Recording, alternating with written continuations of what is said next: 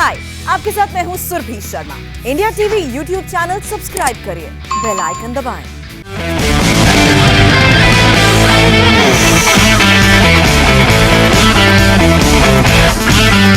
नमस्कार, आज की बात में आपका स्वागत है। आज सबसे पहले एक अच्छी खबर आपके साथ शेयर करना चाहता हूं।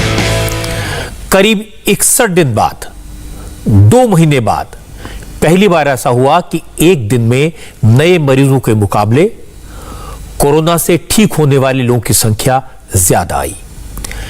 एक्सपर्ट का कहना है यह शुभ संकेत है, यह पॉजिटिव ट्रेंड है। हमारे देश में पिछले 24 घंटे में कोरोना के 3,30,000 नए मामले सामने आए, जबकि 3,56,000 से ज्यादा मरीज रिकवर होकर घर लौटे, कोरोना से ठीक हो गए। अब कई लोग कह सकते हैं कि हो सकता है टेस्टिंग कम हुई हो सकता है आरटी-पीसीआर रिपोर्ट आने में देर हो रही हो, इसलिए केसेस कम दिखाई दे रहे हैं। इसलिए इस नतीजे पर पहुंचना ठीक नहीं होगा। बात सही है, मैंने फैक्ट चेक किए।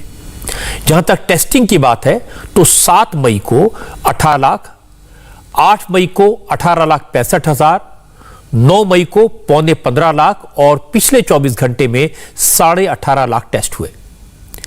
यानी टेस्ट का नंबर देखें तो कोई बहुत ज्यादा फर्क नहीं आया। बदलाव आया है पॉजिटिविटी रेट में, जो बड़ी बात है। 2 हफ्ते पहले हमारे देश में संक्रमण की दर 19% थी, लेकिन आज पॉजिटिविटी रेट 17.8, 17.8 था। तो करीब 1% की गिरावट हुई है। देश की लिहाज से अच्छा साइन है। एक्सपर्ट्स कहते हैं कि यह सही दिशा में जा रहा है। अब यह कैसे हुआ यह भी समझ लीजिए। आज हेल्थ मिनिस्ट्री ने एक्सप्लेन किया, बताया कि जिस तरह कई राज्यों ने लॉकडाउन लगाया, नाइट कर्फ्यू इंपोज किया, ट्रेवल पर रिस्ट्रिक्शंस लगाए, सख्ती की पाबंदियां लगाई, उससे कई जगह कोरोना की चेन को ब्रेक करने में बड़ी मदद मिली। सख्ती का असर यह हुआ कि इसकी वजह से कोरोना के केसेस में कमी आई। उत्तर प्रदेश, महाराष्ट्र, दिल्ली, राजस्थान, गुजरात जैसे राज्यों में कोरोना के मरीजों की संख्या लगातार घट रही है। उत्तर प्रदेश का उदाहरण है, पिछले 10 दिन में 94,000 केसेस कम हुए हैं। आज 20,000 नए केसेस आए। हालांकि कुछ दिन पहले एक्सपर्ट कह रहे थे कि यूपी में 1 लाख केसेस पर डे आएंगे। WHO ने भी आज यूपी के मॉडल की तारीफ की। WHO की टीम ने उत्तर प्रदेश के 75 जिलों में करीब 10,000 घरों का सर्वे किया और कोरोना को लेकर योगी सरकार के माइक्रो मैनेजमेंट की तारीफ की। अगर महाराष्ट्र से कंपेयर करें तो यूपी की आबादी डबल है। महाराष्ट्र में करीब 12 करोड़ लोग रहते हैं और यूपी में 24 करोड़ लोग रहते हैं। इस लिहाज से यूपी में 20,000 केसेस और महाराष्ट्र में आधी आबादी होते हुए करीब 41,000 केसेस आए हैं। लेकिन यह भी कहना पड़ेगा कि महाराष्ट्र बहुत बड़ा एपिसेंटर था। महाराष्ट्र में पिछले कई महीनों से केसेस की संख्या बहुत ज्यादा थी। अब महाराष्ट्र में भी कोरोना के एक्टिव केसेस की संख्या में कमी आई है। आपको याद होगा, पहले मुंबई, नागपुर, पुणे जैसे इलाके कोरोना का हॉटस्पॉट थे। रोज यहां 10,000 से ज्यादा नए मरीज डिटेक्ट होते थे। लेकिन पिछले कुछ दिनों में स्थितियां बदली हैं। यह ग्राफ तेजी से बदला है। मुंबई में पिछले 24 घंटे में 1717 नए केसेस आए। नागपुर में 2,243 मरीज डिटेक्ट हुए। तो दिन ब दिन नए आने वाले मरीजों की संख्या मुंबई में, नागपुर में कम हो रही है। पुणे में भी 15 दिन में पॉजिटिविटी रेट 42 से 23% पर आ गया। आज केंद्र सरकार की तरफ से भी कहा गया कि जिस तरह मुंबई और पुणे के एडमिनिस्ट्रेशन ने काम किया, वो दूसरे राज्यों के लिए एग्जाम्पल है। अब ये मुंबई और पुणे मॉडल क्या है, इन दोनों जगह पर केसेस कम कैसे हुए, ये भी मैं आपको डिटेल में बता देता हूं। 2 करोड़ की आबादी वाला मुंबई शहर 1 महीने पहले तक कोरोना का एपिसेंटर था, लेकिन आज यहां 2,000 से भी कम केस डिटेक्ट हो रहे हैं। 6% पॉजिटिविटी रेट रह गया है। लेकिन ये कैसे हुआ?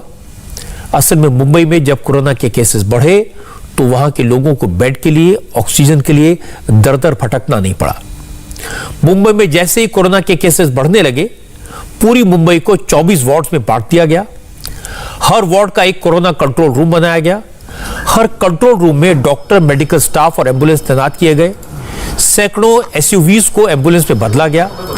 हर वार्ड के कंट्रोल रूम में मरीजों की टेस्ट रिपोर्ट भेजी जाती थी। हर कंट्रोल रूम को यह पता रहता था कि उनके वार्ड में कितने केसेस बढ़े। कंट्रोल रूम से मरीज संपर्क में रहते थे। कंट्रोल रूम में बैठे डॉक्टर मरीज की हालत असेस करके उन्हें गाइड करते थे। जिसे हॉस्पिटल बेड या ऑक्सीजन बेड की जरूरत पड़ती थी, उसे एडमिट कराने में मदद की जाती थी। इसलिए मुंबई में आईसीयू बेड और ऑक्सीजन के लिए उतनी चीख पुकार नहीं मची जितनी बाकी शहरों में मची, दिल्ली में मची, गुड़गांव में मची। अच्छी प्लानिंग का नतीजा है कि मुंबई में हालात काबू में आते दिखाई दे रहे हैं। मुंबई में केसेस बहुत कम हो रहे हैं और सब पेशेंट को जो बेड और एम्बुलेंस की व्यवस्था है वो प्रॉपर हो पा रही है। तो ऐसे वॉर रूम के अंदर हम आए हैं। ये केस्ट का एक वॉर रूम है जहां पर ये स्टाफ है, करीब 40 स्टाफ है, 3 शिफ्ट में काम करता है। और ये पूरा जो नियोजन है ये कैसे होता है हम जानते हैं। यहाँ से तो कॉल जाता ही है, पैरेलली वहाँ के जो डॉक्टर होते हैं वो भी उनको कॉल करते हैं और उनका होम विजिट भी होता है। मतलब सबका होम विजिट नहीं होता है, लेकिन जो लोग ये बोलते हैं कि मुझे थोड़ा ब्रीदिंग डिफिकल्टी हो रहा है, मुझे आईसीयू बेड चाहिए, ऐसे घर से बोलते हैं। यहाँ के वॉर रूम से हमारी हेल्थ की टीम लोगों के घरों तक जाती है और लोगों के घरों में होम विजिट करती है ताकि उनके पूरा जो उनके सिम्टम्स है उसका मुआयना किया जा सके। हाँ, वो भी सिम्टम भी देखते हैं और पैरेलली उनका कॉन्टैक्ट ट्रेसिंग जो होता है वो भी किया जाता है। मतलब वो कहाँ गए थे, किनसे मिले थे, कितने कॉन्टैक्ट्स हैं उनके, आजू बाजू में जो लोग हैं उनको पूछा जाता है। बिल्डिंग में अगर है ज्यादा केसेस सभी बिल्डिंग में आते हैं तो उनको भी वहाँ पे अवेयरनेस किया जाता है। कितने लोगों से इनकी बात हो रही है, कितने मरीजों से बात हो रही है, उनके मोबाइल नंबर, उनके कॉन्टैक्ट नंबर, यानी ट्रेसिंग, ट्रैकिंग, टेस्टिंग, ये 3 टी है। इसके ऊपर बीएमसी के ये वॉर रूम काम कर रहे हैं। यहाँ पर भी देखिए एक ऐसी सूची इनके पास मौजूद है। आज आपने कितने लोगों से बात की? हाँ, आज हमने 15 लोगों से बात की, 4 बजे से। हाँ। 15 लोगों से बात की। आपने कितने लोगों से बात की? मैंने फॉलो अप लिया। पेशेंट जो आते हैं पॉजिटिव पेशेंट, उनको दिन में मतलब 2 बार 3 बार 4 बार उनका फॉलो अप लेते हैं कि अब उनकी तबीयत कैसी है। आपके पास जो डिटेल आई है उससे आपने किस तरीके से कम्युनिकेट किया? मैंने डॉक्टर से सलाह लेकर के किस तरह से वो और आगे एडवाइज करते हैं, बेड वगैरह की अवेलेबिलिटी क्या है और किस हॉस्पिटल में बेड अवेलेबल है, ये सारे हम लोग डॉक्टरों से पूछ करके फिर आगे फॉरवर्ड कर देते हैं। डैशबोर्ड है, सारे वार्ड्स में आपको दिखेगा।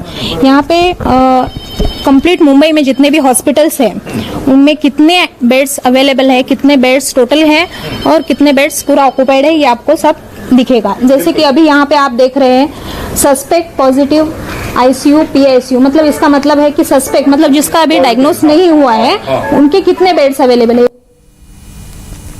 हमारे संवाददाता राजेश कुमार ने आज बीएमसी के एडिशनल कमिश्नर इनसे बात की। उनसे पूछा कि आखिर टेस्टिंग, ट्रैकिंग और ट्रीटमेंट के अलावा ऐसा क्या किया जिससे केसेस कम हुए। एडिशनल कमिश्नर सुरेश काकाणी ने जो बताया वो दूसरे शहरों में जो प्रशासन है, अथॉरिटीज हैं, उनको ध्यान से सुनना चाहिए। 3-4 चीजें कुछ नई भी अपनाई, जैसे डिसेंट्रलाइज्ड बेड अलॉटमेंट सिस्टम। वो हमारे जो हर एक वार्ड में, मुंबई महानगर पालिका के जो 24 वार्ड है उसके माध्यम से हमने एक वार्ड रूम बनाया।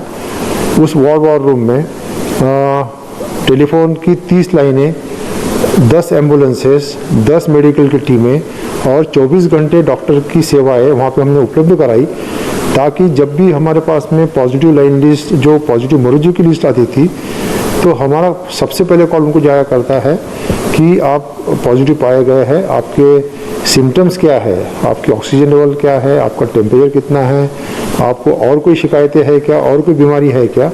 और उसके अगर असेस करने की ज़रूरत पड़ी तो हमारी मेडिकल टीम जाकर उसे घर को जाकर असेस करती है और असेस करने के बाद में उसको जो बेड उसको ज़रूरत है, चाहे नॉर्मल बेड हो, चाहे ऑक्सीजन बेड हो, चाहे आईसीयू बेड हो, वो उसको मुहैया कराना। उसके बाद में जो हमने होम आइसोलेशन में लोग जो रखे थे या जो हायर रिस्क कॉन्टैक्ट के जो लोग थे उनको ये वार्ड रूम के माध्यम से कांटेक्ट करना कि ताकि उनकी हालत गंभीर हो रही है क्या, उनको कोई और लक्षण नज़र आ रहे हैं क्या। इस वजह से हमारा जो पेशेंट का और हमारा जो ट्रैकिंग था वो काफ़ी मजबूत हुआ, और मजबूत होने की वजह से पेशेंट जल्दी दवाखाने में शिफ्ट होते गए। उनका जो बिल्डिंग सील होने की वजह से उनका बाहर निकलना भी हमने, अंदर जाना या बाहर निकलना भी बंद कर दिया था। ये सब चीज़ों की वजह से जो फैलाव था वो फैलाव को हम नियंत्रित कर सके। लेकिन ये नहीं भूलना चाहिए कि ये करने में काफी वक्त लगा और पिछले कई महीनों में मुंबई के लोग बेहद परेशान रहे और फिर सख्ती भी करनी पड़ी। नाइट कर्फ्यू का असर हुआ, लॉकडाउन का असर हुआ, और नाइट कर्फ्यू से, लॉकडाउन से केसेस कैसे कम हो सकते हैं इसका एक और एग्जांपल पुणे का शहर है। यहां मार्च के पहले हफ्ते में करीब 69% पॉजिटिविटी रेट देखा गया, 69%। सोचिए 100 में से करीब 70 लोगों की रिपोर्ट पॉजिटिव आ रही थी। फिर प्रशासन अलर्ट हुआ, पहले नाइट कर्फ्यू लगाया गया, फिर पार्टियों पर, फिर गैदरिंग पर पाबंदी लगा दी गई। रिजल्ट धीरे धीरे आने लगे। 29 मार्च के बाद पॉजिटिविटी रेट घटकर 42% आ गया, और फिर 12 अप्रैल के बाद राज्य सरकार ने 15 दिन का लॉकडाउन लगाया, और लॉकडाउन सख्त था। लॉकडाउन तोड़ने पर लोगों से फाइन वसूला जाने लगा। और जरा सोचिए, लॉकडाउन से ठीक पहले पुणे का जो पॉजिटिविटी रेट था वो 42% था, जो अब घटकर 23% आ गया है। इस सेकंड वेव में अगर हम देखते हैं कि फरवरी के पहले हफ्ते से लगातार पुणे में संक्रमण बढ़ा और पेशेंट की संख्या भी बहुत बढ़ी। आज पिछले 15-20 दिनों से हम अगर देखते हैं 18 अप्रैल को पुणे में एक्टिव पेशेंट की संख्या तकरीबन 56,000 के नज़दीक थी। आज अगर हम देखते हैं तो एक्टिव पेशेंट की संख्या 30,000 तक नीचे आई है, 30,000 तक। यानी कि कम से कम आज की तारीख में पिछले 20 दिन में यहाँ पे 26,000 एक्टिव पेशेंट की संख्या घटी है, कम हुई है। तो मुझे लगता है कि एक बहुत पॉजिटिव साइन है आगे जाके कि ये और कम हो जाए। पिछले कई दिनों से पुणे में लॉकडाउन भी है, हमारी सब यंत्रणाएं भी अच्छी तरह से पीएमसी की काम कर रही है, हमारे सभी इंफ्रास्ट्रक्चर बहुत कम दिनों में खड़े हुए हैं, और लोगों ने भी इसमें बहुत संयम रखा है पिछले कई दिनों से। तो मुझे लगता है ये सब मिला के इसका ये इफेक्ट है, इम्पैक्ट है कि आज पुणे की कोरोना की स्थिति ही बहुत अच्छी तरह से कंट्रोल में है, अंडर सिचुएशन। मुझे लगता है कि बहुत कंट्रोल है और आगे जाके ये और कम हो सकती है। अब इन 2-3 शहरों में हालात इंप्रूव हुए हैं, महाराष्ट्र में भी केसेस कम हुए हैं, तो महाराष्ट्र की सरकार की जान में जान आई है।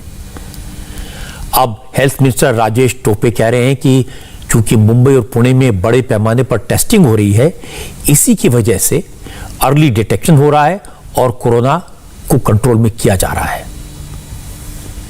रिलीजियसली हम अभी यहाँ पर मिलियन ये अगर पैरामीटर है टेस्टिंग का, तो मुंबई टेस्टिंग कर रहा है पर मिलियन 4 लाख टेस्टिंग कर रहा है। ये महाराष्ट्र का एवरेज से कई ज़्यादा है, और पूना कर रहा है 5 लाख पर मिलियन। तो ऐसे हमारे कुछ मेट्रोज है कि जो अच्छे टेस्टिंग भी कर रहे हैं। तो कभी कभी लोग ऐसा बोलते हैं कि टेस्टिंग कम कर रहे क्या, तो बिल्कुल नहीं। ये टेस्टिंग तो पोर्टल पे दिखाई देती है, और हमारा सब ऑनेस्ट और ट्रांसपेरेंट काम हो रहा है। तो ट्रैकिंग ट्रेसिंग ठीक से हो रहा है, ट्रीटमेंट ठीक से हो रही है। हमारा अभी बेड का मैनेजमेंट अगर आप देखेंगे तो आईसीयू बेड्स, ऑक्सीजन बेड्स भी उपलब्धता या अवेलेबिलिटी काफ़ी हद तक अच्छी है। तो ट्रैकिंग ट्रेसिंग ट्रीटमेंट, ये 3T प्रिंसिपल हमने फॉलो किया। अब अगर बड़े शहरों में हालात सुधर रहे हैं तो अच्छी बात है, अच्छे संकेत हैं, लेकिन अब असली चिंता गांवों की है, क्योंकि गांव से हमारे रिपोर्टर्स बताते हैं कि कोरोना तेजी से फैल रहा है। मध्य प्रदेश में इन्फेक्शन की रफ्तार कम हो रही है। मध्य प्रदेश उन राज्यों में शामिल नहीं था जहां 1 लाख एक्टिव मरीज हैं, लेकिन अब मरीजों की संख्या इस फिगर को पार कर गई, और उसकी वजह यह कि छोटे छोटे गांवों में, कस्बों में कोरोना के मरीज डिटेक्ट हो रहे हैं। आज जो तस्वीरें मैंने आप देखी है, उनसे लगा कि लापरवाही तो हो रही है, और ये दोनों तरफ से है, प्रशासन की तरफ से और लोगों की तरफ से। कई लोग अब भी ऐसे हैं जो कोरोना के खतरे को मानने को तैयार नहीं है। विदिशा जिले के वर्धा गांव में पेड़ों के नीचे खेतों के बीच मरीजों का इलाज हो रहा था। किसी को बदन दर्द की शिकायत थी, किसी को खांसी तो किसी को बुखार। ज्यादातर मरीज ऐसे थे जिन्हें जो सिम्टम्स थे ये कोरोना के थे, वायरस के थे। हो सकता है इनमें से कई लोगों को कोरोना हो, वो पॉजिटिव हो, लेकिन जितने लोग आप इन बेड्स पर देख रहे हैं उनमें से किसी का कोरोना टेस्ट नहीं हुआ है और ना ही ये लोग प्राइमरी हेल्थ केयर सेंटर में गए हैं। जिला हॉस्पिटल दूर की बात है, ये हॉस्पिटल जाने के बजाय मेकशिफ्ट क्लिनिक में पहुंच गए जहां खेतों के बीचों बीच पेड़ों के नीचे इनका इलाज किया जा रहा था। कई लोग बेड्स पर लेटे हुए थे, वहीं पर ड्रिप्स लगा दी गई थी और इसी जगह पर दवाइयों का ढेर लगा हुआ था। अच्छा। मल्टीविटामिन, बुखार की टैबलेट और सलाइन ड्रिप्स मौजूद थे। अब कोई भी सरकार, कोई भी प्रशासन क्या कर सकता है? हमारे संवाददाता ने बताया कि वर्धा गांव में इस तरह की तस्वीरें आम बात है। कई लोग इसी तरह बीमारी की शिकायत लेकर आते हैं और इस खेत में छोटे से क्लिनिक का संचालन करने वाले उनका यहीं पर इलाज शुरू कर देते हैं। लेकिन जब मरीजों का इलाज करने वाले डॉक्टर साहब से बात की, ये समझने की कोशिश की कि आखिर इनका इस तरह से इलाज क्यों हो रहा है, तो जो बात सामने आई उसे सुनकर मैं हैरान रह गया। सोचिए, जो डॉक्टर साहब मरीजों का इलाज कर रहे हैं वो असल में डॉक्टर है ही नहीं। इनका नाम है अब्दुल करीम खान। पता चला कि करीम खान साहब 20 साल से इसी तरह मरीजों को दवाई देते हैं। अब्दुल करीम खान के पास कोई डिग्री नहीं है, वो रजिस्टर्ड मेडिकल प्रैक्टिशनर भी नहीं है, लेकिन उनके पिता इसी तरह मरीजों का इलाज करते थे और पिता के पास में मेडिकल प्रैक्टिशनर की डिग्री थी। बस उन्हीं की डिग्री से मरीजों का इलाज कर रहे थे। खान साहब खुद कहते हैं कि अब तो एक्सपीरियंस से मरीजों का इलाज कर देते हैं। इनमें मेडिसिन कौन कौन सी है डॉक्टर साहब? सर इसमें सिम्टोमेटिक है सब, कुछ थोड़ी बहुत एंटीबायोटिक, कफ कोल्ड खांसी की थोड़ी बहुत। अच्छा अच्छा जी जी। अपन इलाज इनका कर रहे हैं जी। अपन इनके कौन सी बीमारी का कर रहे हैं? इनको तो सर जनरल वीकनेस थी, ये लाए थे बॉटल चमचा वास्ते तो वो लग गई। अच्छा अच्छा। आप भी इलाज करने कराने आए भैया? क्या दिक्कत है आपको? अच्छा, पेट फूल रहा है आपका। आप चाचा? मेरे तो दूसरा। अच्छा अच्छा। अरे खेत पे व्यवस्था है अपनी, है ना? जी जी जी। अच्छा अच्छा अच्छा। ये मल्टीविटामिन वगैरह है? अच्छा, इसमें ड्रिप वगैरह है ना?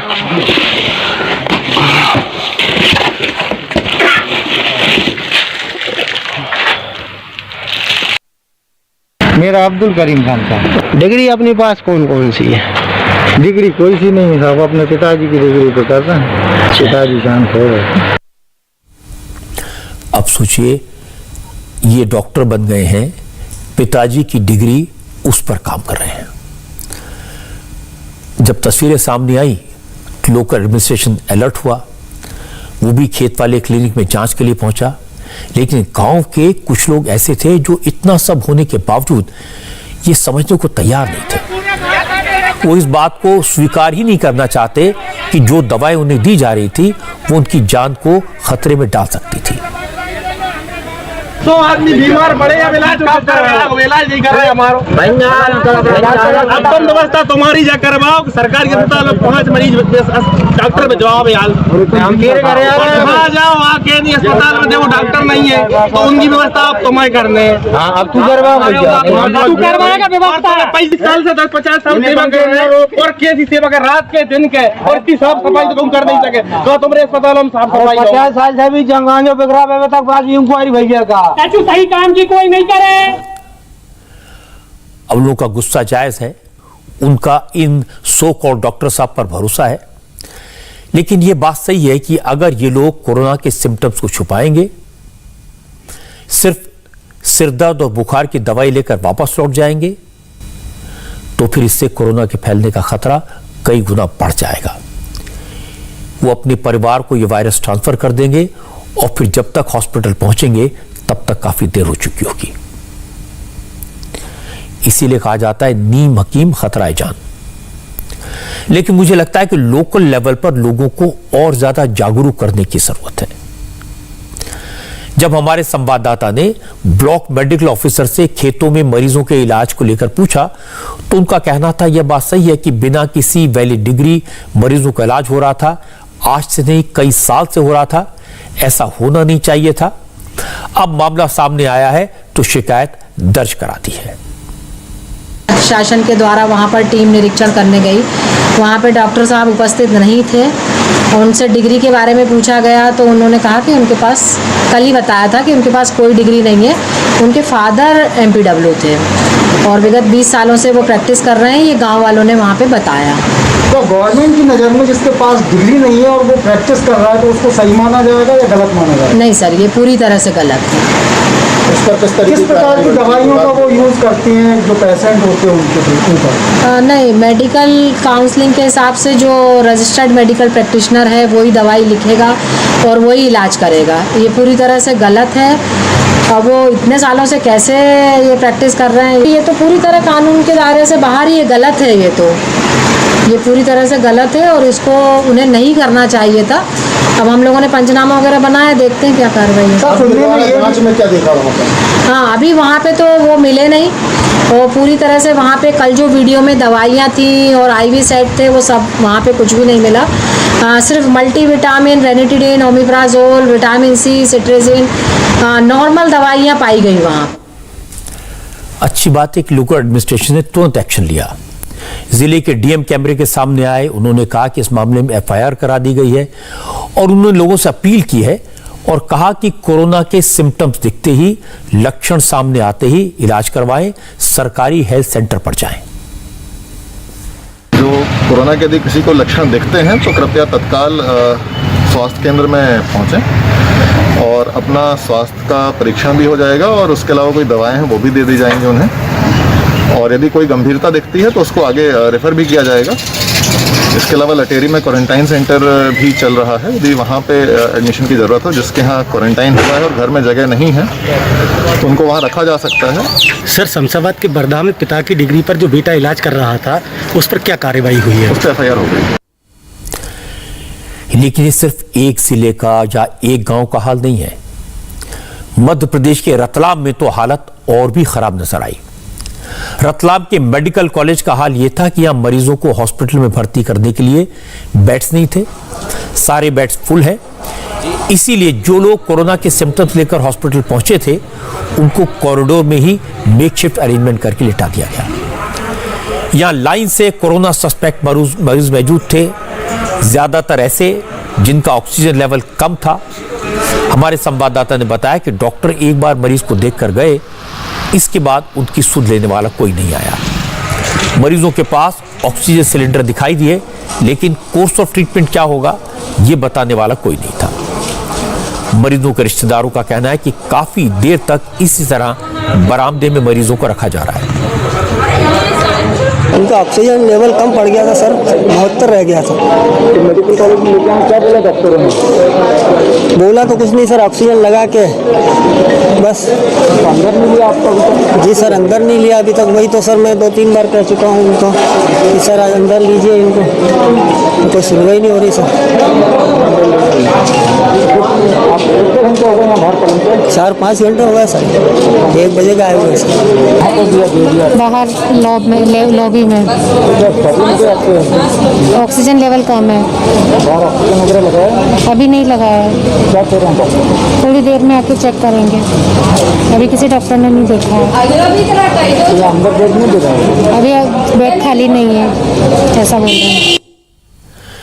जब कॉरिडोर में मरीजों के इलाज की तस्वीरें न्यूज में दिखाई जाने लगी तो DM साहब हॉस्पिटल पहुंचे, इंतजामात का जायजा लिया और फिर इस मेकशिफ्ट अरेंजमेंट पर सफाई दी।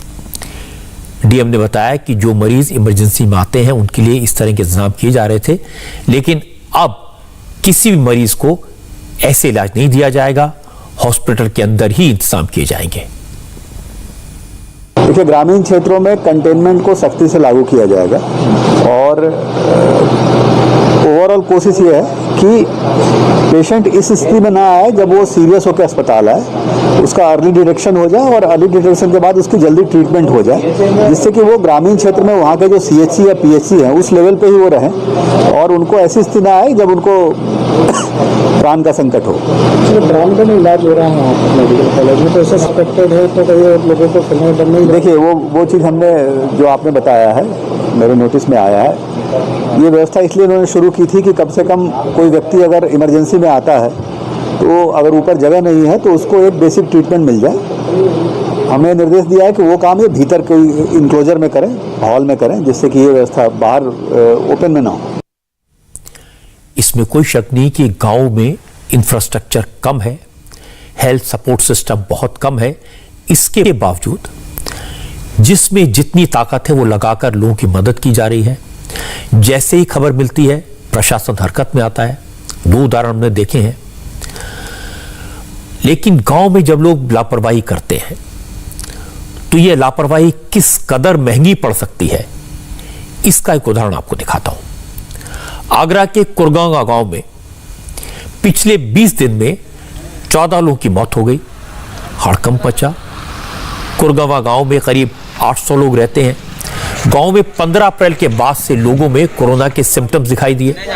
लोगों को खांसी, सिरदर्द, बुखार जैसी दिक्कत होने लगी, लेकिन लोगों ने इन लक्षणों को हल्के में लिया और ये लापरवाही काफी भारी पड़ी। 1 हफ्ते के अंदर ही गांव में स्थिति बहुत खराब हो गई। 20 दिन के अंदर अलग अलग परिवारों के 14 लोगों की मौत हो गई। हालांकि ये अभी नहीं कहा जा सकता कि इन सभी 14 लोगों की मौत कोरोना से हुई, क्योंकि ज्यादातर लोगों ने कोरोना का टेस्ट कराया ही नहीं था। तो कैसे कहा जा सकता है? गांव वालों का कहना है कि मरने वाले 14 लोगों में 3 ऐसे हैं जिनकी कोरोना रिपोर्ट पॉजिटिव आई थी। गांव में इन्फेक्शन बढ़ने के बाद डिस्ट्रिक्ट एडमिनिस्ट्रेशन एक्टिव हुआ। अब हेल्थ डिपार्टमेंट की टीम को कुरगांव भेजा गया। स्वास्थ्य विभाग के लोग घर घर जाकर चेक कर रहे हैं। कोरोना के सैंपल लिए गए। अब तक 22 लोगों की रिपोर्ट पॉजिटिव आई है। गांव के लोगों ने बताया कि कुरगांव में कोरोना इन्फेक्शन फैलने की बड़ी वजह लापरवाही है। बीमार लोगों ने सावधानी नहीं बरती। कोरोना के लक्षण दिखने के बाद भी बीमार लोगों ने खुद का आइसोलेट नहीं किया। ऐसा करने के बजाय ये लोग गांव में घूमते रहे। कई बीमार लोग नीम हकीम से ही दवाई लेते रहे। कोरोना के टेस्ट करने से बचते रहे। अभी तक गांव में 1/4 लोगों ने भी कोरोना का टेस्ट नहीं करवाया है। गांव के अंदर में स्थिति इतनी भयानक है। कुछ पॉजिटिव लोग हैं जो अनपढ़ हैं, वैसे हैं, गंवार हैं, इधर उधर गलियों में घूम रहे हैं। उसकी इसलिए आदमी को हम तो आज पुलिस बुलवाई गई है। वो लोग अंदर रहें, गांव मैंने होम क्वारंटाइन रहें या होम क्वारंटाइन मैंने बना रखा है इस विद्यालय में, प्राथमिक विद्यालय कुरगांव में, उसमें रहें। कम से कम 14 मृत्यु हो गई है गांव में। कितने दिनों में? ये लगभग 20 दिन में। कोरोना की महामारी मेरे गांव में प्रवेश कर चुकी है, बहुत अच्छे स्तर पर प्रवेश कर चुकी है। और सबसे बड़ी बात है, गांव के लोग मानने को तैयार नहीं है। कुछ लोग ऐसे हैं जो अफवाह फैलाते हैं कि कोरोना कुछ नहीं है। ये लोग ने मतलब धंधा बना रखा है। और जब हम लोगों को ये लगा गांव में बिना टेस्टिंग के लोगों की मौतें हुई, जो टीवी के माध्यम से, पेपर के माध्यम से देखा कि कोरोना के लक्षण ये होते हैं, तो उसकी सांस रुक जाती है। जब ये लगा तो कुछ लोगों ने टेस्टिंग कराया तो उसमें 3-4 लोग ऐसे थे जिनका पॉजिटिव था, जिनकी डेथ हुई है। उसके बाद जब ये पता पड़ा तो हमने doctor Rajveer Singh, deputy CM Raidapur से संपर्क किया। उन्होंने तत्काल अपनी टीम भेजी। जब पता करा पहले दिन 14 लोग मेरे यहाँ पॉजिटिव पाए गए। अभी लोग टेस्ट नहीं करा रहे। मेरा गांव 1/4 भाग मात्र टेस्ट हुआ है। लोग आते नहीं है, बड़ी मुश्किल से लेके आते हैं उनको। 18 तारीख से मेरे गांव में आज तक 14 मौत हुई है। कुरगांव के लोगों की बात सुनकर समझा जा सकता है कि गांव में स्थिति खराब क्यों होती जा रही है। ज्यादातर गांव के लोग अभी भी कोरोना को गंभीरता से नहीं लेते। गांव में लोग टेस्टिंग कराने से भी पीछे हट जाते हैं, जिससे सही समय पर कोरोना के होने का पता नहीं चलता। जब मरीज की हालत गंभीर हो जाती है, जब वो कई और लोगों को ये रोग बांट चुका होता है, तब लोग उसे डॉक्टर के पास लेकर जाते हैं। हालांकि कुरगांव में कोरोना के इन्फेक्शन की स्थिति को देखते हुए आगरा के मुख्य विकास अधिकारी गांव आए। उन्होंने एसडीएम और पुलिस के सीनियर अफसरों से गांव में फुल लॉकडाउन लागू करने के निर्देश दिए। हेल्थ डिपार्टमेंट की टीम को 7 दिन तक 24 घंटे गांव में रहने को कहा गया है। हेल्थ डिपार्टमेंट की टीम बीमार लोगों की जांच कर रही है और जरूर होने पर मरीजों को डिस्ट्रिक्ट हॉस्पिटल या मेडिकल कॉलेज भेजा जा रहा है। इसी गांव में ज़्यादा कोरोना के मरीज है। लगभग मैं आज देखा हूँ 25 लोग हैं, 15 पिछले मतलब पुराना पेशेंट अभी 10 मिला है। इसलिए हम व्यवस्था का चेक किया है, स्वास्थ्य विभाग का फैसिलिटी का चेक किया है, कैसे उनको दवा मिल रहा है नहीं है, क्या क्या सुविधा मिल रहा है, साफ़ सफाई गाँव में लॉकडाउन कैसे इम्प्लीमेंट हो रहा है, निगरानी समिति का कार्य कैसे चल रहा है, वो सबका व्यवस्था हुआ है। एंड अभी कार्य को मजबूत करने के लिए, बढ़ाने के लिए भी सबसे डिस्कस हुआ है। एंड इसी गांव से बाहर मतलब गांव के अंदर भी ज़्यादा नहीं फैलना है, गांव को बाहर भी अन्य गांव को नहीं फैलना है। यही हमारा उद्देश्य है। जल्दी के जल्दी कोशिश करेंगे इसको कम कराकर इसी महामारी से बाहर। एक बार हमारे रिपोर्टर्स ने ये बात नोट की है कि एक्शन जल्दी होता है। गांव में कोरोना के इन्फेक्शन की स्थिति को आगरा के डीएम मॉनिटर कर रहे हैं। आगरा के डीएम प्रभु एन सिंह का कहना है कि ऐसे सभी लोगों का टेस्ट प्रायोरिटी में किया जा रहा है जिनमें कोरोना के सिम्टम्स हैं। डीएम ने बताया कि इस वक्त सबसे बड़ा काम गंभीर मरीजों की जान बचाना और गांव में कोरोना के संक्रमण की चेन को तोड़ना है। हमारी रूरल एरिया जो है इसमें सीडीओ इसको नोडल लीड कर रहे हैं, डीपीआरओ प्लस पीडीडीआरडीए काम कर रहे हैं इसमें।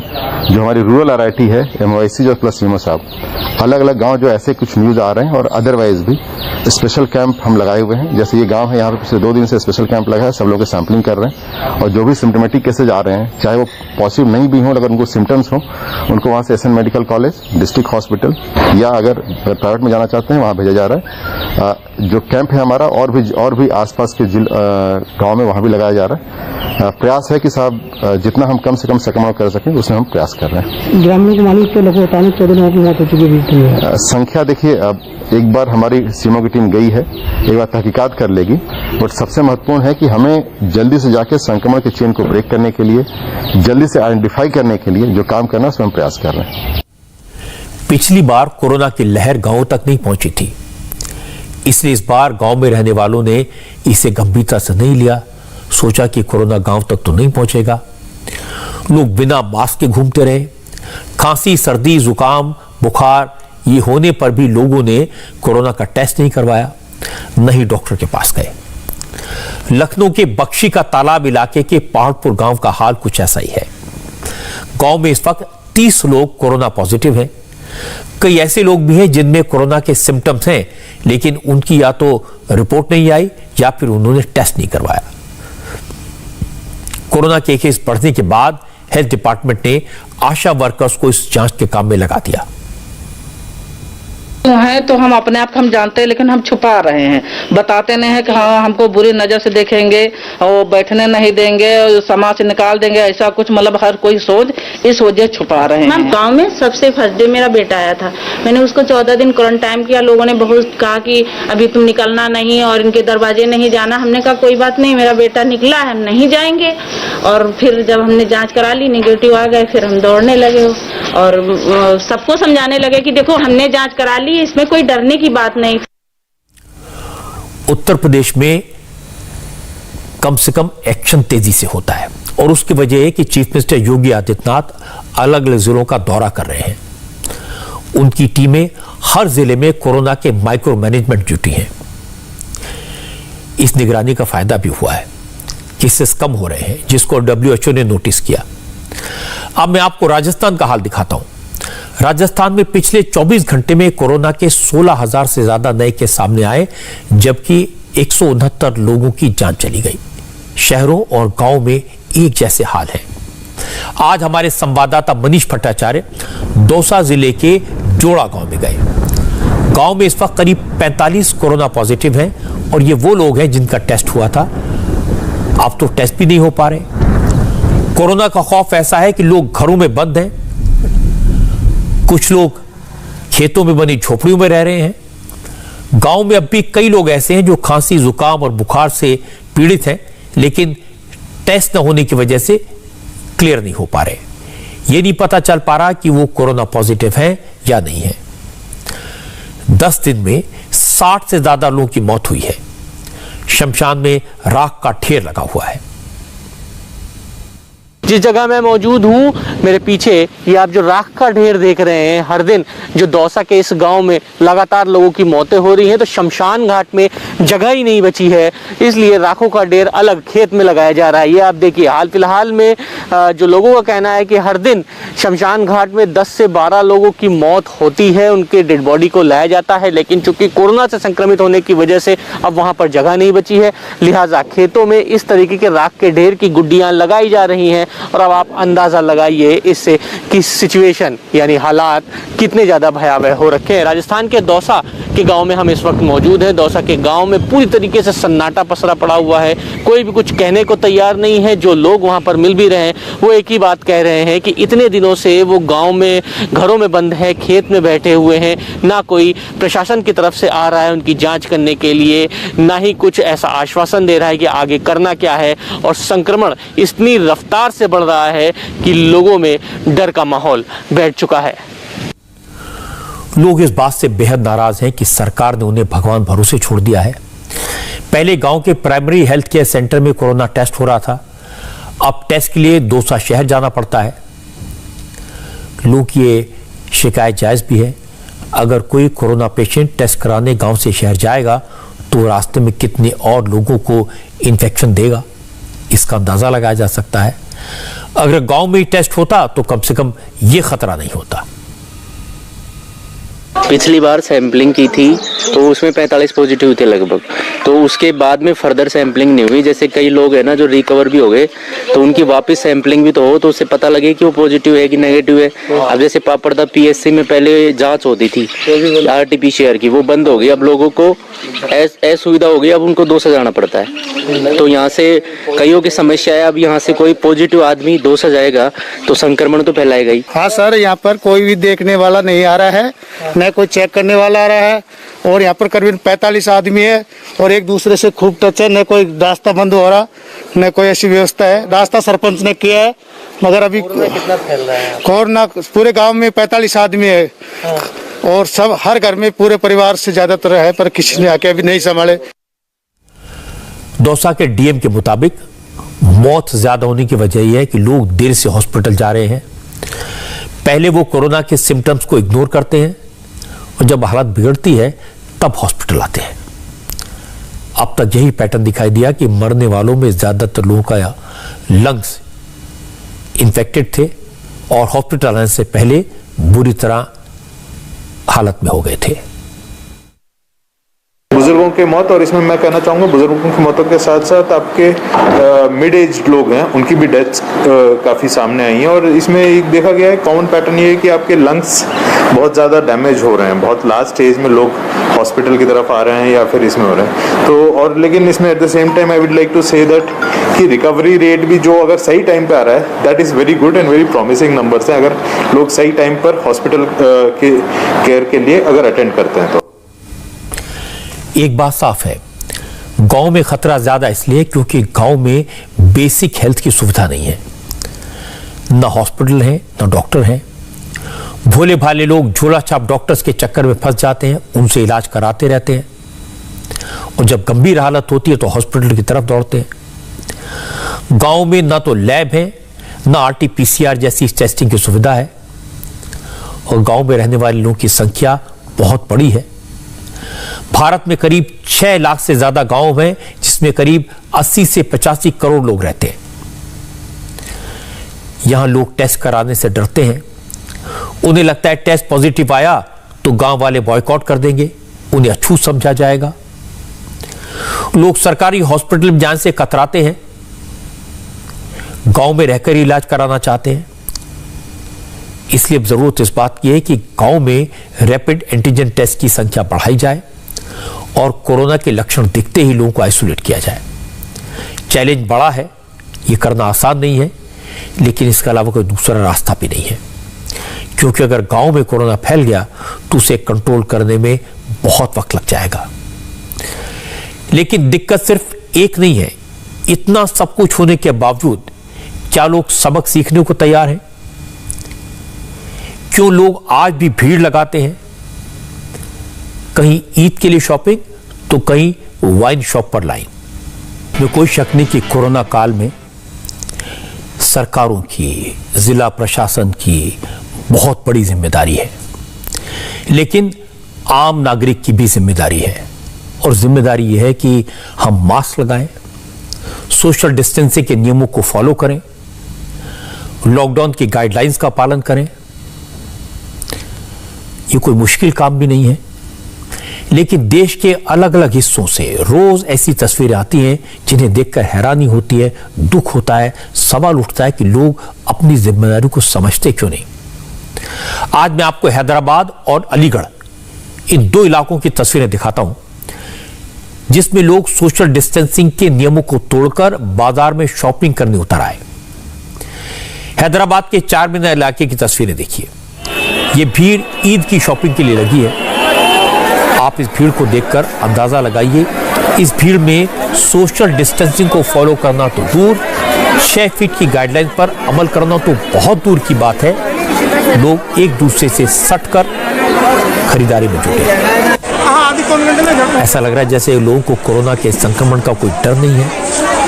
हैदराबाद की इस भीड़ में महिलाएं हैं, बच्चे हैं, बुजुर्ग हैं और लापरवाही बेइंतहा। यह समझा जा सकता है कि अगले हफ्ते ईद है, लोग को इस त्योहार का लंबे वक्त इंतजार रहता है, लेकिन सब जानते हैं जान है तो जहान है। अलीगढ़ के लोग भी इस बात को भूल गए। हैदराबाद जैसी तस्वीरें अलीगढ़ से भी आई। अलीगढ़ के मेन मार्केट महावीरगंज में भी ईद की शॉपिंग के लिए लोगों की भीड़ लग गई। एडमिनिस्ट्रेशन ने अलीगढ़ में बाजार खुलने का टाइम फिक्स किया है। सुबह 7 बजे से 11 बजे तक मार्केट खुलना था, यानी 4 घंटे के लिए बाजार खुलने थे। आज जैसे मार्केट खुला तो लोग बाजार की तरफ दौड़ पड़े। भीड़ इतनी ज्यादा हो गई कि मार्केट में जाम लग गया। अलीगढ़ की तस्वीरों को देखकर लोग इस तरह मार्केट में घूम रहे हैं, ये देखकर लगता है कि लोगों को जरा भी परवाह नहीं, उन्हें लगता है कि सब कुछ नॉर्मल हो गया है। यहां तक कि कई लोगों ने मास्क भी सही तरीके से नहीं पहना हुआ था। ईद की खरीदारी के नाम पर वाराणसी में भी लोगों ने कोरोना को न्योता दिया। ईद की शॉपिंग के लिए वाराणसी के बड़े बाजार इलाके में लोग ऐसे उमड़ पड़े जैसे नियम कायदे तोड़ दिए। कोरोना गाइडलाइंस का पूरी तरह से मजाक उड़ाया। संकरी गलियों में हजारों लोगों की संख्या, ईद की शॉपिंग करने वालों का हुजूम, महिलाएं, बच्चे सब बाजार में पहुंच गए। हैरान करने वाली बात यह कि जब WHO से लेकर तमाम हेल्थ एक्सपर्ट डबल मास्क लगाने की सलाह दे रहे हैं, वाराणसी के जैतपुरा में हजारों लोग इकट्ठा थे, भीड़ थी, लेकिन बिना मास्क के घूम रहे थे। ईद की तैयारियों के लिए भीड़ का अंदाजा मुस्लिम धर्मगुरुओं को, मौलानाओं को पहले से है। इसलिए मुस्लिम स्कॉलर्स लोगों से अपील कर रहे हैं कि इस बार ईद सादगी से मनाएं। मौलाना खालिद रशीद फरंगी महली ने लोगों से अपील की कि वो लॉकडाउन के नियमों का पालन करें, घरों से बाहर न निकलें, शॉपिंग के बाजार न जाएं और सबसे बड़ी बात, इस बार की ईद घर पर ही मनाएं, घर पर ही ईद की नमाज अदा करें। मुल्क में कई जगह लॉकडाउन है, कई जगह कर्फ्यू है और लिहाजा सभी से ये अपील है कि ईद भी एकदम सादगी से मनाई जाए। सभी से अपील की गई है कि कोविड प्रोटोकॉल का पूरा पास और लिहाज रखा जाए और घरों ही में रहें, घरों ही में ईद मनाएं, बाहर कहीं ना जाएं, किसी से ना हाथ मिलाएं, ना गले मिलें, बल्कि मोबाइल और सोशल मीडिया के जरिए ही से एक दूसरे को मुबारकबाद दें। और जो लोग मस्जिद में रहते हैं वही 5 लोग मस्जिद में ईद उल फित्र की नमाज अदा करें, बाकी लोग अपने घरों में नमाज अदा करें। जिस घर में भी 4 हजरात या उससे ज्यादा हों वो बाजमात ईद उल फित्र की नमाज अदा करें और जहां 4 से कम हों वो लोग अलग अलग चाश्त की नमाज अदा करें और नमाज के बाद अल्लाह ताला से इस बीमारी के खात्मे के लिए दुआ करें। घरों में सेवइयां जरूर पकाई जाएं, लेकिन किसी भी किस्म की शॉपिंग ना की जाए, बल्कि अल्लाह ने जो भी बेस्ट पॉसिबल कपड़े दिए हैं उन्हीं को पहनकर उन्हीं में ईद मनाई जाए। अब मौलाना इससे ज्यादा क्या कह सकते हैं। दिल्ली की फतेहपुर मस्जिद के शाही इमाम मुफ्ती मोहम्मद मुकर्रम ने भी लोगों से कहा सादगी से ईद मनाएं। मुफ्ती मोहम्मद मुकर्रम ने कहा कि इस बार हालात अच्छे नहीं हैं, इसलिए लोग एहतियात बरतें, इन्फेक्शन से बचें और कोरोना के गाइडलाइंस पर अमल करें। मुफ्ती मुकर्रम ने लोगों से कहा कि वो मस्जिदों और ईदगाहों में भीड़ न लगाएं, घर पर ही नमाज पढ़ें। हालात को देखते हुए मजबूरी में हमने मुसलमानों से अपील की है कि वो संक्रमण से बचें, एहतियात करें, कोरोना गाइडलाइन पर अमल करें और जो लॉकडाउन है उसका जो कानून है उस पर भी पूरा अमल करें, बहुत एहतियात रखें और घर से बग़ैर ज़रूरत के बाहर न निकलें। हमने अपील की है कि बहुत बड़ी तादाद में मस्जिदों में ना आएँ, ईदगाह में न जाएं, बल्कि घरों में इबादत करें। और इसके लिए चूँकि हालात बहुत ख़राब हैं, कोरोना की हालत बहुत ही परेशानी की है, बीमारी फैलने का बहुत डर है, दूसरी लहर बहुत ख़तरनाक है, तो हमने मुसलमान भाइयों से यही अपील की है कि ईद का त्यौहार भी घर पे मनाएं और नमाज भी घर में पढ़ें। मुसलमान भाइयों बहनों से मौलाना की अपील बिल्कुल सही है। अभी मुश्किल वक्त है, अभी खुद की और अपनों की जान बचाने का वक्त है, अभी अपने घरों में रहकर इबादत करने का वक्त है, सोशल डिस्टेंसिंग और 2 गज की दूरी के नियम का पालन करने का वक्त है। अगर ईद की मुबारकबाद देने के लिए किसी को गले लगाने जाएंगे तो कोरोना का खतरा आपके घर तक पहुंच सकता है, इसलिए संभल के रहने का वक्त है। यह साल जान बचाने का है। ईद तो हर बरस आएगी, लेकिन ईद मनाने के लिए आपका और आपके परिवार वालों का सलामत रहना जरूरी है। ईद की शॉपिंग के अलावा सब्जी और फल मंडियों में भी भीड़ किस कदर बढ़ रही है, यह हैरान करता है। दिल्ली की सबसे बड़ी सब्जी और फल की मंडी है आजादपुर में। यहां से जो तस्वीरें आई ये चौंकाने वाली है। यहां कोरोना गाइडलाइंस को सरेआम तोड़ा जा रहा है। आजादपुर की सब्जी मंडी में एसेंशियल सर्विस के कारण 24 घंटे इसे खुला रहना पड़ता है, लेकिन सुबह के वक्त से भीड़ ज्यादा होती है। ऐसे में सोशल डिस्टेंसिंग के नियमों का क्या हाल होता है, तस्वीरें बता रही हैं। साफ दिख रहा है कि लोग एक दूसरे से बिल्कुल करीब आकर चल रहे हैं। आजादपुर सब्जी मंडी में यह भीड़ तब लगी है जब पूरी दिल्ली में लॉकडाउन है और गाइडलाइंस काफी सख्त है। अब आपको हैदराबाद की तस्वीरें दिखाता हूं। तेलंगाना सरकार ने कोरोना इन्फेक्शन को रोकने के लिए कल से लॉकडाउन लगाने का ऐलान किया है। लॉकडाउन की घोषणा होते ही तेलंगाना में शराब की दुकानों के सामने लोगों की भीड़ लग गई। दरअसल लॉकडाउन लगने के बाद राज्य में शराब की दुकानें बंद हो जाएंगी, इसलिए शराब पीने के शौकीन लोग दुकानों के बाहर लंबी लंबी लाइन लगाकर खड़े थे, अपना पूरा कोटा इकट्ठा करना चाहते थे। दुकानों के बाहर धक्का मुक्की होने लगी। हैदराबाद में कई लिकर शॉप्स में इतने ज्यादा लोग पहुंच गए कि कुछ ही घंटों में स्टॉक खत्म हो गया। हैदराबाद जैसी तस्वीरें उत्तर प्रदेश के रामपुर से भी आई।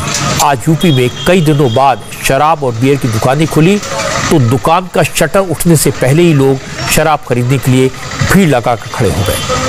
रामपुर में शराब की दुकानों पर इतने ज्यादा लोग पहुंच गए कि सोशल डिस्टेंसिंग के नियम फॉलो करना मुश्किल हो गया। हालत यह हो गई कि लोगों को कंट्रोल करने के लिए पुलिस को बुलाना पड़ा। दिल्ली के पास गाजियाबाद में भी कई दिन बाद शराब की दुकानें खुली तो लोग दौड़ दौड़ कर शराब खरीदने पहुंच गए। गाजियाबाद में सुबह 10 बजे से शाम 7 बजे तक शराब की दुकानें खोली गई। डिस्ट्रिक्ट एडमिनिस्ट्रेशन की तरफ से वाइन शॉप वालों से कहा गया कि कोविड गाइडलाइंस को फॉलो करवाया जाए, सोशल डिस्टेंसिंग के साथ शराब की बिक्री हो। लेकिन एक बार वाइन शॉप खुली तो शराब के शौकीन दुकानों के बाहर जमा हो गए।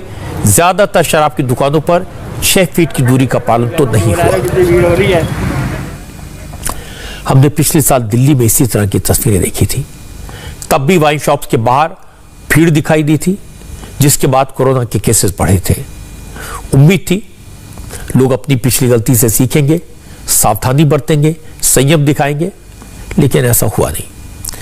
आज भी देश के अलग अलग शहरों में जो तस्वीरें मैंने आपको दिखाई, वाइन शॉप्स के बाहर भीड़ थी, शराब की दुकानों के बाहर भीड़ थी, जबकि आज जरूरत इस बात के लोग घरों में रहें, सोशल डिस्टेंसिंग को फॉलो करें।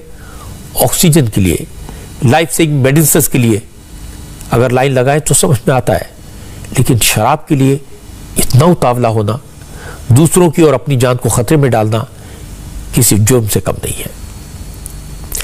कोरोना वैक्सीन को लेकर एक बड़ी खबर आई है। अमेरिका ने फाइजर की वैक्सीन को बच्चों के लिए यूज करने की मंजूरी दे दी है और यह खबर उन पेरेंट्स के लिए है जो इस बात से डरे हुए हैं कि कोरोना का नया म्यूटेंट बच्चों पर असर डालता है। कनाडा के बाद अब अमेरिका ने भी फाइजर की वैक्सीन को बच्चों के लिए यूज करने की परमिशन दे दी है। 12 से 15 साल के बच्चों को ये वैक्सीन दी जाएगी। फाइजर का दावा है कि ये वैक्सीन 100% असरदार है। अब से करीब 48 घंटे बाद अमेरिका में बच्चों को ये वैक्सीन लगनी शुरू हो जाएगी। पहले मिडिल और हाई स्कूल के स्टूडेंट्स को वैक्सीन की डोज दी जाएगी। हमारे देश में भी बच्चों की वैक्सीन बनाने पर काम चल रहा है। कोवैक्सीन बनाने वाली भारत बायोटेक बच्चों की वैक्सीन तैयार कर रही है। इस वैक्सीन का ट्रायल फाइनल फेज में है। हाय, आई एम सुरभि शर्मा। खबरों से अपडेट रहने के लिए India TV YouTube channel subscribe करिए, साथ में बेल आइकन जरूर दबाएं। जुड़े रहें इंडिया टीवी के साथ।